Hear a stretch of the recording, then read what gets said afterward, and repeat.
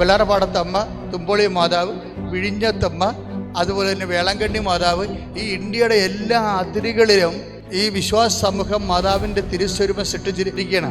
ദൈവവേദലെ വിനയത്തോട് നിന്നോട് അപേക്ഷിക്കുകയാണ്. ഒരു വ്യക്തിയുടെ വിശ്വാസ്യതയുടെ ചരിത്രം എന്ന് പറഞ്ഞു കഴിഞ്ഞാൽ പോലും ആ ചരിത്രത്തിലും നമ്മൾക്കൊരു ഈടറിവ് സംഭവിച്ചു കഴിഞ്ഞാൽ നമ്മളെ തിരക്കാനും അന്വേഷിക്കാനും നമ്മുടെ കാര്യങ്ങൾ പറയാനും പറയേണ്ടടുത്ത് സ്വാധീനം ചെലുത്തിക്കൊണ്ട് നടപ്പിൽ വരുത്താനും നമുക്ക് തന്നിരിക്കുന്നത്, മറിയത്തെ തന്നിരിക്കുന്നത് ഈശോയാണ്.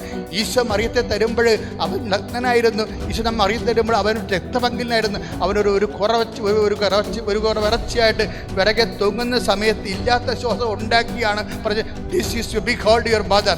ഇതാണ് നിൻ്റെ അമ്മയെന്ന് പറഞ്ഞാൽ യേശുക്രിസ്തുവിൻ്റെ വിശുദ്ധമായ രക്തത്തെ മുക്കിയിട്ട് നമുക്ക് അമ്മയെ ഏൽപ്പിച്ചു തന്നിട്ടുണ്ടെങ്കിൽ അത് അന്ന് മുതൽ യോഹന്നാൻ പറയും, അന്ന് മുതൽ ആ ശിഷ്യൻ അവളെ സ്വന്തം ഭവനത്തിൽ സ്വീകരിച്ചിട്ടുണ്ടെങ്കിൽ ആ സ്വന്തം ഭവനം എന്താണെന്നുള്ളത് മനസ്സിലാക്കണം.